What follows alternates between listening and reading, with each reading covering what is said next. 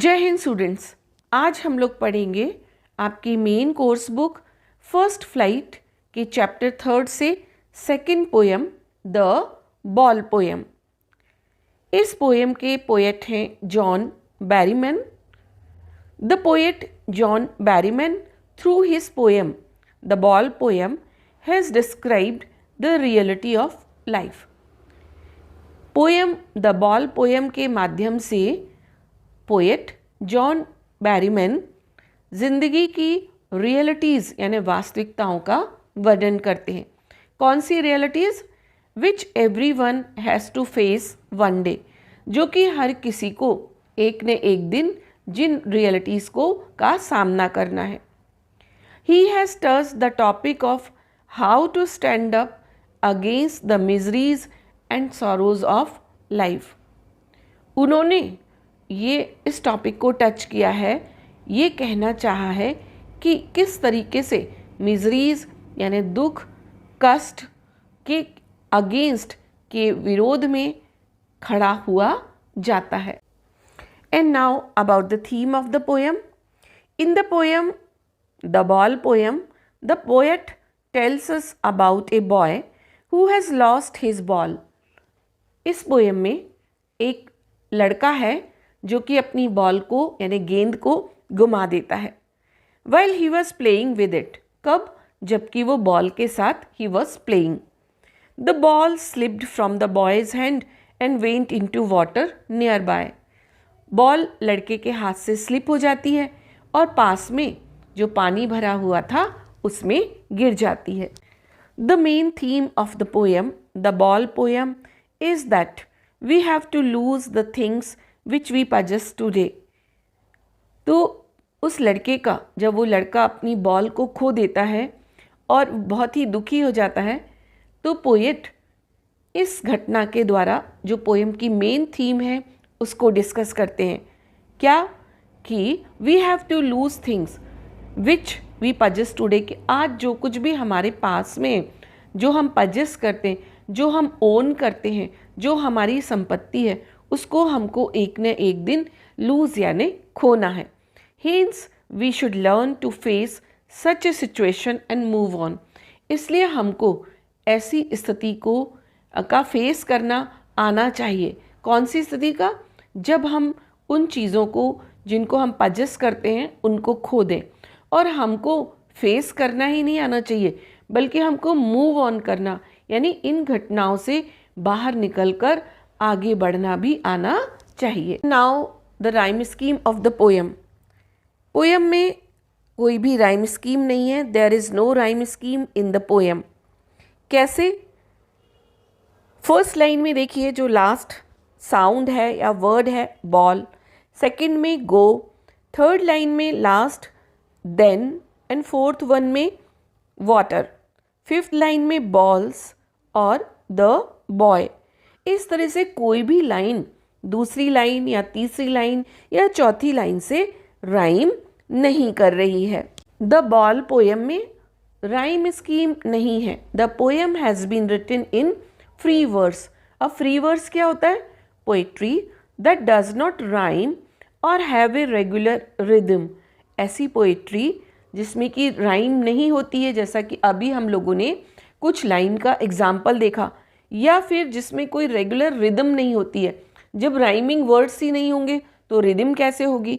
तो वो क्या कहलाता है? Free verse. जैसे आगे भी हम देखें, ही सेंसेस फर्स्ट रेस्पॉन्सिबिलिटी, फिर अगली लाइन में टेक, देन बॉय, बॉय के बाद में एक्सटर्नल, फिर eyes, stand up, no, stand up. तो पूरी जो लाइन्स हैं उनमें कहीं पर भी कोई राइमिंग साउंड नहीं है, राइमिंग वर्ड्स नहीं है। तो ये क्या कहलाएगा? फ्री वर्स कहलाएगा। The poet conveys his meaning through the rhythm, tone and his use of words. Poet अपनी मैसेज को कन्वे करने के लिए रिदम का यूज़ करते हैं, यानी एक लय ताल का यूज़ करते हैं, टोन का यूज़ करते हैं, और कुछ अपने शब्दों का, जिनसे कि वो इसके पोएम के मैसेज को इसके रीडर्स तक आगे पहुंचाते हैं। So let's read out the poem the ball poem. Poem को पढ़ने से पहले हम पोएम के इंट्रोडक्शन में जो बताया गया है उसको भी समझ लेते हैं।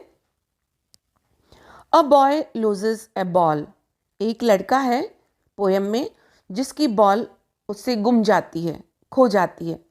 He is very upset, as a result वो बहुत दुखी हो जाता है। A ball doesn't cost much, लेकिन बॉल की कीमत ज़्यादा नहीं है। Nor it difficult to buy another ball, और ना ही ऐसा है कि वो दूसरी बॉल खरीद नहीं सकता। Why then is the boy so upset, तो लड़के के इतना ज़्यादा दुखी होने का कारण क्या है? Read the poem to see what the poet thinks has been lost. अब हमको पोएम में पढ़ के ये पता लगाना है कि बॉल तो गुमी, लेकिन उसके साथ में और क्या क्या चीज़ें गुम गई हैं उनको we have to find out. And what the boy has to learn from the experience of losing something, और किसी चीज़ के गुमने से उसका जो एक्सपीरियंस है, लड़के का अनुभव है, उससे उसने क्या सीखा। What is the boy now who has lost his ball? What is he to do? I saw it go. अब पोएट कहते हैं, poet is talking about a boy. What is the boy now? एक लड़का है और the poet is talking about the boy. Who has lost his ball, ये हमको पता है कि वो जो लड़का है उसने अपनी बॉल को खो दिया है। what is he to do? अब जो पोएट हैं, he wants to know about him, वो ये जानना चाहते हैं उस लड़के के बारे में। क्या जानना चाहते हैं? कि उस लड़के का रिएक्शन क्या होगा बॉल गुमने पर। आई सॉ इट गो, और वो अपने आप से पूछते हैं कि लड़के ने बॉल को गुमा दिया है और उन्होंने उस बॉल को जाते हुए देखा है।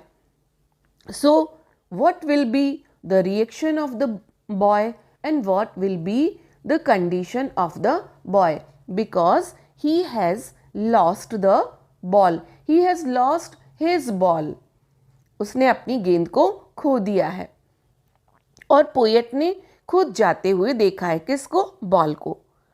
Merrily bouncing down the street, अब जो बॉल है वो मैरिली यानी बहुत ही खुश, डांसिंग ऐसा लग रहा था कि वो डांस करती है, क्योंकि जो बॉल थी वो बहुत ही स्पीड में गई होगी, इसलिए उसके लिए क्या यूज़ किया गया?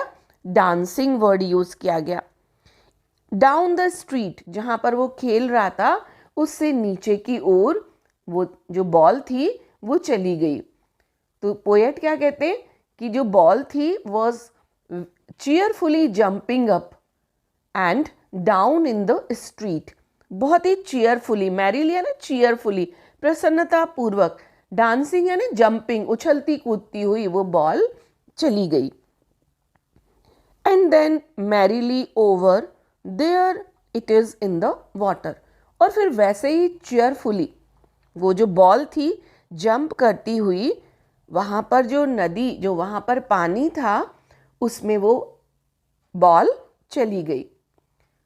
तो जो बिगनिंग ऑफ द पोएम है, यहाँ पर पोएट काफ़ी सैड है, क्योंकि एक लड़का जिसको कि वो बॉल खेलते देख रहे थे और उस लड़के से वो बॉल गुम जाती है, पास में बह रहे पानी में चली जाती है, और वो सोचते हैं कि अब what would be the condition of the boy, उस लड़के की क्या स्थिति होगी, and what would be the reaction of the boy. तो जो फर्स्ट स्टैंजा है वो आगे के लिए पूरी स्टोरी को हमको बतलाना चाहता है कि आगे जो लड़के की कंडीशन है, लड़के का रिएक्शन है, जब उसने जो बॉल खोई है उस पर उसका रिएक्शन क्या है, और जो वो लड़का है वो भी काफ़ी दुखी है। नो यूज़ टू से oh there are other balls, अब पोएट कहते हैं कि लड़के को, उस बॉय को ये समझाना कि और भी बॉल हैं, तो आप इतना why are you so sad, दूसरी बॉल्स भी ले सकते हैं। लेकिन वो कहते हैं कि no use to say, it is useless to make the boy happy by saying there are balls in the market. कि लड़के को ये कहना है कि मार्केट में इस तरह की और बॉल्स भी मिलती हैं, ऐसा समझाना यूजलेस है, बेकार है। There is no benefit of consoling the boy. लड़के को कंसोल सांत्वना करने से कोई भी लाभ नहीं है। किस तरह से कंसोल करने से? कि he will get another ball because he has other balls too. क्योंकि मार्केट में इस तरह की कई बॉल्स मिलती हैं, लेकिन इसका कोई भी ये बात यूजलेस है ऐसा कहकर समझाना। क्यों? An ultimate shaking grief fixes the boy. क्योंकि जो वो लड़का है, he is ultimate shaking grief, वो थॉरोली सैड है, वो बहुत ही ज़्यादा दुखी है। और शेकिंग ग्रीफ, और दुख के मारे वो शेक यानी ट्रैम्बलिंग, कांप रहा है, वो इतना ज़्यादा दुखी हो गया है। क्यों हो गया है? Because he has lost his ball. He is completely surrounded by sorrow. यहाँ पर शेकिंग ग्रीफ का मतलब टोटली वो दुख में डूबा हुआ है। फिक्सेस द बॉय, और लड़का एज ही स्टैंड्स रिजिड, और जैसे ही उसकी बॉल पानी में चली गई, ही स्टैंड रिजिड। रिजिड का मतलब बिल्कुल स्टिफ हो गया, वो अकड़ गया, मोशनलेस हो गया। क्यों? Due to sorrow, due to lost of, जो उसकी बॉल गुम गई उसके कारण। ट्रैम्बलिंग, स्टेरिंग डाउन, और द बॉय वॉज शेकिंग, वो कांप रहा था। कांप क्यों रहा था? ड्यू टू सॉरो, सैडनेस के कारण। स्टेरिंग डाउन, और वो एकटक उस बॉल को जाते हुए, स्टेरिंग डाउन यानी लगातार उस बॉल को देख रहा था और उसके बारे में सोच रहा था। तो इन लाइंस में क्या बताया कि उस लड़के को ये कहकर कंसोल करना, ये कहकर समझाने में कोई फ़ायदा नहीं था। There was no benefit, it was useless.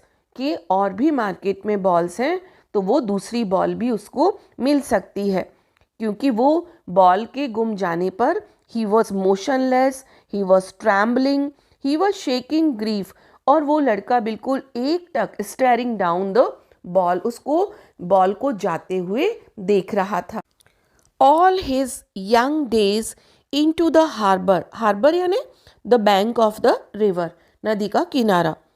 Where his ball went, अब वो जो लड़का है वो बॉल को लगातार जाते हुए देख रहा है और उसके बारे में सोच रहा है।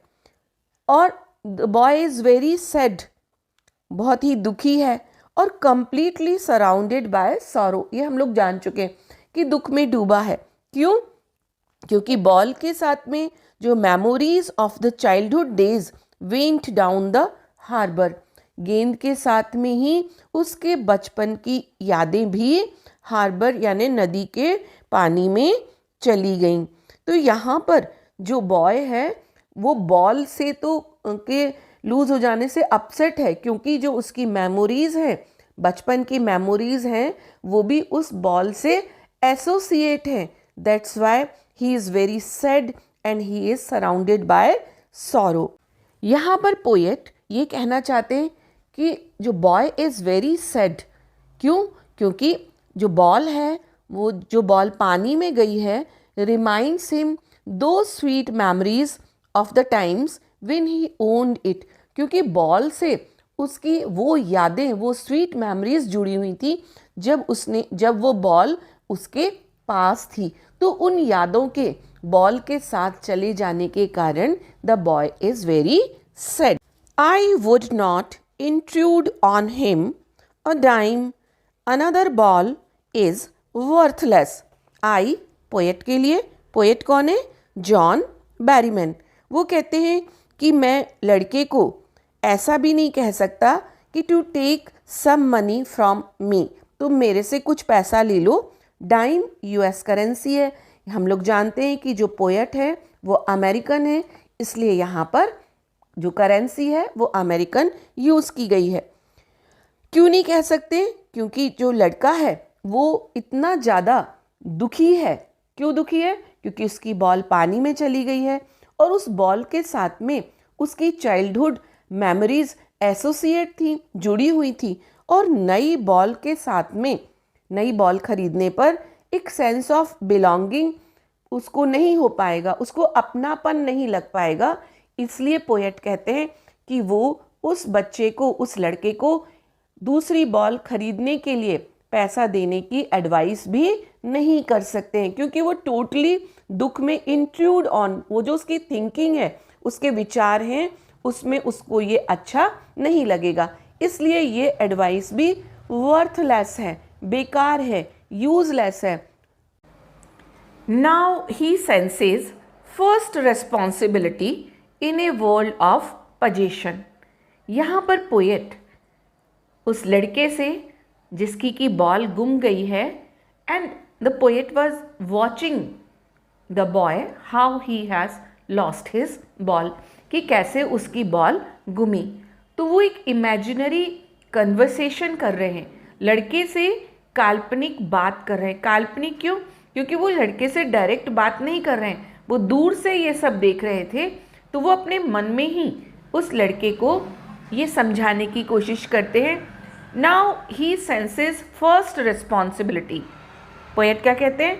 The time has come for the boy to learn the responsibilities of taking care of his things, कि उसके जीवन में वो बच्चा है, ये पहला मौका है कि अब उसको ये लर्न कर लेना चाहिए, ये सीख लेना चाहिए कि किस तरह से रिस्पॉन्सिबिलिटीज़ को बेयर किया जाता है, किस तरह से अपनी चीज़ों की केयर करने की जिम्मेदारी ली जाती है। इन ए वर्ल्ड ऑफ पोजेशंस, जो ये वर्ल्ड है जहाँ पर कि ये मटेरियलिस्टिक वर्ल्ड है, जहाँ पर भौतिकवादी संसार है, जहाँ पर हमारे पास में बहुत सारी चीज़ें हैं जिनको कि हमको उनकी देखभाल करने की रिस्पॉन्सिबिलिटी सीखना चाहिए। People will take balls will be lost. बहुत ही ब्यूटीफुल लाइन्स है। यहाँ पर बॉल का मतलब क्या है? थिंग, वस्तुएं। पीपल विल टेक बॉल्स का मतलब जो लोग हैं वो ऐसी चीज़ें जिनको हम ओन करते हैं, जिनको हम पजेस करते हैं, जिनको हम प्यार करते हैं, जिनकी हम केयर करते हैं, वो चीज़ें लोग हमसे लेंगे। Balls will be lost always. और बॉल्स का मतलब ऐसे पोजेशंस, ऐसी चीज़ें जिनकी हम केयर करते हैं, जो हमारी हैं, वो भी गुमेंगी ही। पोएट कहते हैं कि इन लाइन्स का मतलब क्या है कि in the world every human gets things that they love a lot and get attach to them, कि इस दुनिया में हर इंसान के पास में ऐसी चीज़ें होती हैं जिनको दे लव, बहुत चाहते हैं, दे लव ए लॉट, एंड उनसे बहुत ज़्यादा अटैच होते हैं। लेकिन क्या होता है कि लोग उन चीज़ों को ले लेते हैं या वो चीज़ें गुम जाती हैं। और लिटिल बॉय उसको वो एड्रेस कर रहे हैं, एड्रेस उसको संबोधित कर रहे हैं, लेकिन उसके पास जाके नहीं कर रहे हैं, वो अपने मन में ही उस बच्चे को समझा रहे हैं। And no one buy a ball back. Ball का मतलब ऐसी चीज़ें जिनको हम पजेस करते हैं, जिन पर हम अपना अधिकार जमाते हैं, जिनसे हम अटैच हैं। तो वो कहते हैं कि कोई भी व्यक्ति ऐसी चीज़ों को बैक नहीं करता है, जो कि मैनी ऑफ जो बिलोंगिंग्स हैं वो गुम जाती हैं, लेकिन इनको कोई भी बैक नहीं करता है, कोई भी लौटाता नहीं है। तो पोएट क्या कहते हैं कि the boy has to learn that in this materialistic world many of his belongings will be lost, कि ये जो भौतिकवादी संसार है इसमें उसकी बहुत सारी चीज़ें गुम जाएंगी, खो जाएंगी, पीछे छूट जाएंगी। किसकी? उस लड़के की। और उसको ये सीखना होगा। ही पर्सोनिफाइज द बॉल। और जो पोएट हैं, देखिए बॉल में बी कैपिटल है, इसको पर्सोनिफाई करते हैं। पर्सोनिफाई करके उसकी जो वस्तुएं हैं, जो उसकी बिलोंगिंग्स हैं, जो उसके पोजेशंस हैं, वो बॉल के रूप में वो बतलाते हैं। B it the worldly things और द रिलेशनशिप्स। अब बॉल कुछ मेटेरियलिस्टिक वर्ल्ड की चीज़ें भी हो सकती हैं और रिलेशंस भी हो सकते हैं। ही इज़ इन पोजेशन, जिन पर कि उसका अधिकार है। तो वो क्या कहते हैं, he has to learn to live without them, कि उसको इन चीज़ों के बिना जो रिलेशनशिप्स हैं उनके बिना उसको रहना सीखना पड़ेगा। और क्या कहते हैं वो, he says no one can buy back such things for him, और कोई भी इन गुमी हुई चीज़ों को, चाहे वो रिलेशनशिप्स हों, चाहे वो उसकी जो लवली पोजेशंस हों जिनसे वो बहुत ज़्यादा अटैच है, nobody can get back to him. Money is external. Poet क्या कहते हैं कि according to him, according to poet, money can not buy you everything. पैसे से आप सब कुछ नहीं खरीद सकते हैं, आप अपने रिलेशनशिप्स को नहीं खरीद सकते हैं, आप जिन चीज़ों को बहुत प्यार करते हैं, जिनसे अटैच हैं, उनके गुम जाने पर उनको भी प्राप्त नहीं कर सकते हैं। He is learning well behind his desperate eyes. Desperate यानी होपलेस। ही किसके लिए आया है, उस लड़के के लिए। तो if it does not buy you some materialistic thing, still it will not be able to buy the sense of belongingness. तो पोएट कहते हैं कि यदि पैसा आपके लिए सब कुछ खरीद नहीं सकता है, क्यों नहीं खरीद सकता है, क्योंकि आप कुछ भी वस्तु खरीद के उससे अपनापन का जो सेंस है, भाव है, वो नहीं खरीद सकते हैं। जैसे कि उसकी पुरानी बॉल गुम गई, वो नई बॉल ले सकता है, लेकिन जो पुरानी बॉल के साथ में उसकी फीलिंग्स थी, उसका अटैचमेंट था, उसका रिलेशन था, वो नई बॉल के साथ उसको नहीं मिल सकता है। तो वो क्या कहते हैं कि द बॉय इज़ लर्निंग। अब वो लड़का सीख रहा है वेल बिहाइंड, लेकिन उसकी जो आईज़ हैं वो कैसी हैं, होपलेस हैं। उनमें कैसे इमोशंस हैं, होपलेस, ना उम्मीदी के, क्योंकि उसने अपनी बहुत ही कीमती चीज़ को खो दिया है। The epistemology of loss. वो क्या सीख रहा है, एपिस्टेमोलॉजी क्या कहलाता है, एपिस्टीम का मतलब होता है नॉलेज, ये एक ग्रीक वर्ड है। और एपिस्टेमोलॉजी यानी वो साइंस जिसमें कि जो नेचर ऑफ लॉस, जो नुकसान हुआ है, उसका स्टडी की जाती है कि वो किस तरह का है, उस पर व्यक्ति का क्या असर पड़ रहा है। तो वो जो लड़का है जिसकी बॉल गुमी है, नाउ ही इज़ लर्निंग, वो सीख रहा है। क्या सीख रहा है कि जो उसका लॉस हुआ है वो किस तरह का हुआ है, उस लॉस की वो उसमें क्या साइंटिफिक उसकी प्रोसेस है, एपिस्टेमोलॉजी उस लॉस की वो लर्न कर रहा है। This means that boy is trying to learn the real truth of life, यानी वो जिंदगी का जो सच है वो सीखने की कोशिश कर रहा है। किसके द्वारा, जो उसकी बहुत ही अच्छी बॉल थी उसके खो जाने पर। हाउ टू स्टैंड अप, क्या सीख रहा है कि किस तरीके से you have to accept the miseries of life, कि आपको जीवन में जो भी लॉस हुआ है, जीवन में जो भी मिजरीज हैं, जो भी आपके लव्ड वंस हैं वो खो गए हैं, वो दूर हो गए हैं, तो उन सब से बिछड़ जाने पर स्टैंड अप अगेन, दोबारा कैसे खड़ा हुआ जाता है। Knowing what every man must one day know. और वो क्या कहता है, ये सोच रहा है बच्चा, यहाँ पर पोएट उस लड़के को देख रहे हैं और ये सब सोच रहे हैं कि वो लड़का ये सोच रहा है कि जो हर किसी को एक न एक दिन ये बात जानना जरूरी है, जान जाना चाहिए। क्या, कि किस तरह से लाइफ में जिन चीज़ों से हम अटैच हैं, जिन रिलेशनशिप से अटैच हैं, जिनको हम चाहते हैं, उनके खो जाने पर, उनके दूर हो जाने का हमको को टॉलरेट करना आना चाहिए। And most know many days how to stand up. और पोएट क्या कहते हैं, this is the truth which every one has to learn in his और हर लाइफ। इस सच्चाई को सबको अपने जीवन में एक्सेप्ट कर लेना चाहिए, लर्न कर लेना चाहिए। The harsh truth of standing up against the odd miseries of life that every one has to bear. और जो हमारी ऑड मिजरीज हैं, जो हमारे दुख हैं, कष्ट हैं, उनके अगेंस्ट हर किसी को इन दुखों को टॉलरेट, बेयर करने का करेज अपने अंदर डेवलप करना चाहिए, उनके अगेंस्ट खड़े होना चाहिए। And now the most beautiful part of any poem, that is poetic devices used by the poet. इस पोएम में भी पोएट जॉन बैरीमैन ने बहुत ही ब्यूटीफुली पोएटिक डिवाइसेस को यूज़ किया है। First one is anaphora.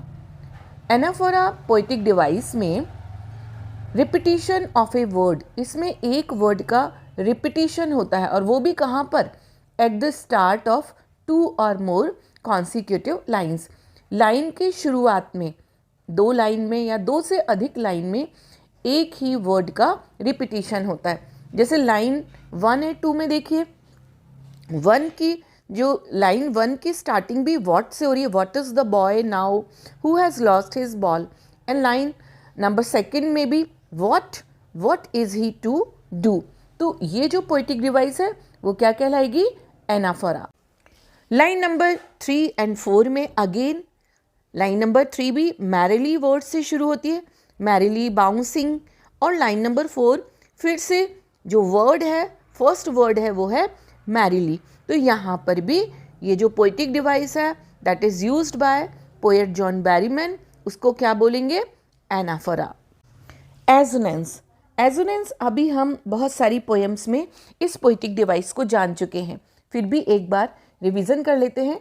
इस पोएटिक डिवाइस में सेम वर्बल साउंड का रिपीटिशन होता है और वो वर्बल साउंड एक लाइन में अलग अलग शब्दों में आती है। कैसे, जैसे लाइन नंबर 1 में देखिए, what is the boy now who has lost his ball. तो यहाँ पर बॉय में, नाउ में, हु में, लॉस्ट में, सब में ओ वर्बल साउंड है और वो एक ही लाइन में है लेकिन डिफरेंट वर्ड्स में उसका रिपीटिशन हो रहा है। तो ये पोएटिक डिवाइस कहलाएगी एजोनेंस।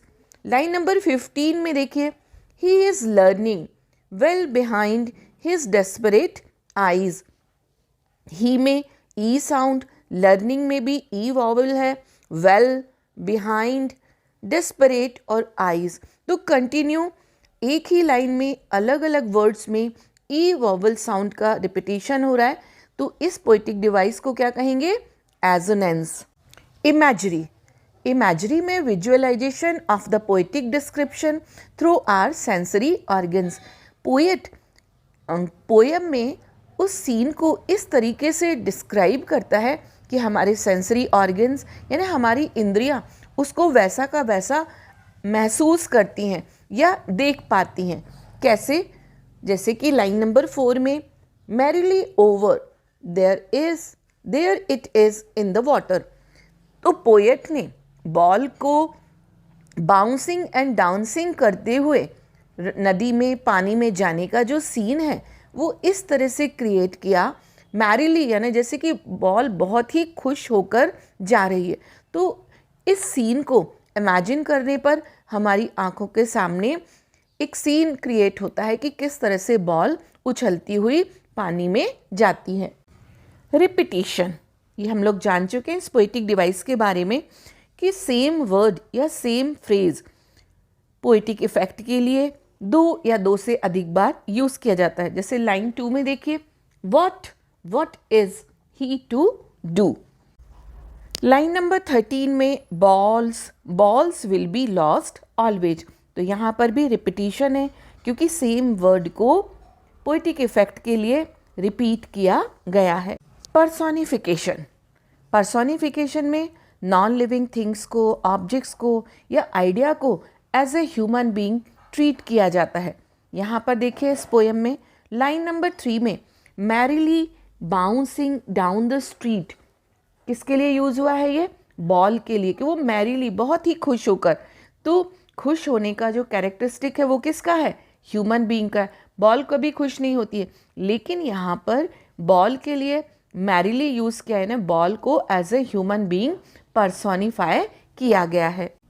एलिट्रेशन। एलिट्रेशन ये पोएटिक डिवाइस हम लोग लगभग इसके पहले की सभी पोएम्स में पढ़ चुके हैं, फिर भी एक बार रिवीजन कर लेते हैं। इसमें सेम साउंड का रिपीटिशन होता है और वो सेम साउंड कहाँ पर आती है, बिगनिंग में आती है, किसी वर्ड की शुरुआत में आती है और वो वर्ड नियरली प्लेस्ड होते हैं यानी आसपास होते हैं। जैसे line number first and second में देखिए, who has lost his ball, यहाँ पर हु में, हैज़ में, हिज में एच साउंड का रिपीटिशन हो रहा है। हु में डब्ल्यू साइलेंट है इसलिए वहाँ पर एच साउंड को इनिशियल साउंड माना जाएगा। लाइन नंबर 14 में and no one buys a ball back, यहाँ पर बाइज बॉल बैक में बी साउंड का रिपीटिशन हो रहा है। तो ये क्या होगा, ये एलिट्रेशन होगा क्योंकि वो साउंड वर्ड की शुरुआत में आई है। एपस्ट्रॉफी, ये पोइटिक डिवाइस फर्स्ट टाइम अभी तक की पोएम्स में यानी आपकी जो पोएम है चैप्टर 1, 2 एंड 3 में फर्स्ट टाइम यूज़ की गई है। ये एक लिटरेरी डिवाइस है यानी पोइटिक डिवाइस है in which a physically absent person he may be dead is addressed, जिसमें कि एक व्यक्ति जो कि फिजिकली जो कि वहाँ पर प्रेजेंट नहीं है और ऐसा हो सकता है कि वो इस दुनिया में भी नहीं हो, लेकिन पोएट के द्वारा उसको एड्रेस यानी संबोधित किया जाता है। पोएम को एक्सप्लेन करते समय भी मैंने आपको बताया था कि एक इमेजिनरी कन्वर्सेशन पोएट लड़के से करते हैं। तो वो इमेजिनरी क्यों है, क्योंकि the boy was not present before him. Line number 13 में देखिए, balls will be lost always little boy, तो यहाँ पर लिटिल बॉय पोएट उसको एड्रेस कर रहे, संबोधित कर रहे और क्योंकि वो लड़का वहाँ पर फिजिकली प्रेजेंट नहीं है तो ये डिवाइस कौन सी कहलाएगी, एपस्ट्रॉफी। सिंबॉलिज्म, इस पोएम में सिंबॉलिज्म पोइटिक डिवाइस को बहुत ही ब्यूटीफुली यूज़ किया गया है।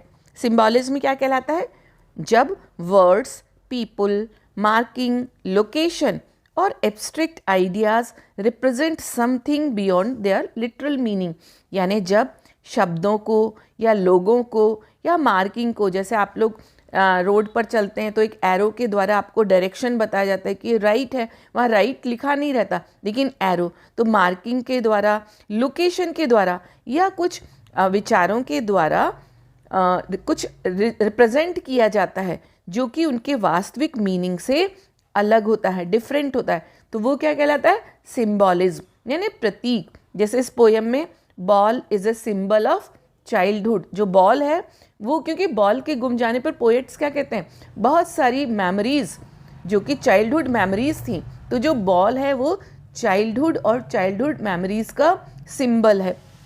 Which is lost can't be brought back, और बॉल के गुम जाने पर, खो जाने पर क्या हुआ, वो चाइल्डहुड मेमोरीज और वो चाइल्डहुड यानी बचपन भी चला गया जो अब वापस नहीं मिल सकता है। बॉल को, जो बॉल है, it is also used as a symbol of possessions, ball को पजेशन यानी ओनरशिप, किसी चीज़ को ओन करना, और वो भी कैसी ओन करना, जिनको हम बहुत ज़्यादा केयर करते हैं या फिर हमारे रिलेशंस हैं, उनका सिंबल माना गया है। एज इन डेटन, इस पोएटिक डिवाइस में कंजंक्शंस का, कंजंक्शन एक भी हो सकता है, एक से ज़्यादा भी हो सकते हैं, उनका ओमिशन होता है यानी उन्हें छोड़ दिया जाता है, पोएट उनका यूज़ नहीं करते। क्यों, वही बात है कि पोएटिक डिवाइस को या पोएम में अपनी बात को एम्फेसाइज करने के लिए जब कंजंक्शंस का यूज़ पोएट द्वारा नहीं किया जाता है किसी लाइन में, तो वो पोएटिक डिवाइस क्या कहलाती है, एज इन डेटन।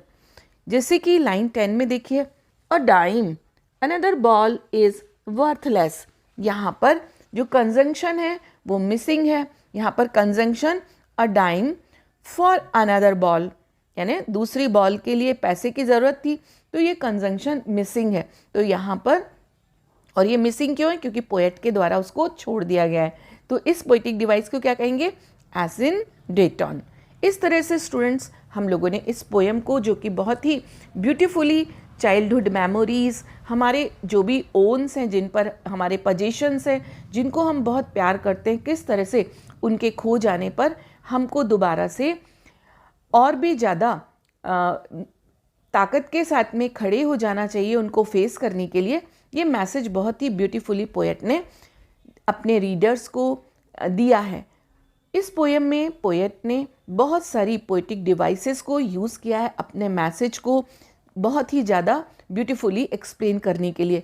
तो आप इस पोएम को पढ़ें, बार बार पढ़ें, इसकी लिटरेरी डिवाइस को समझें ताकि एग्ज़ाम में आपको इसके क्वेश्चंस बहुत ही आसानी से आप उनको सॉल्व कर सकें, उनको करेक्टली उनको अटेम्प्ट कर सकें। Thank you.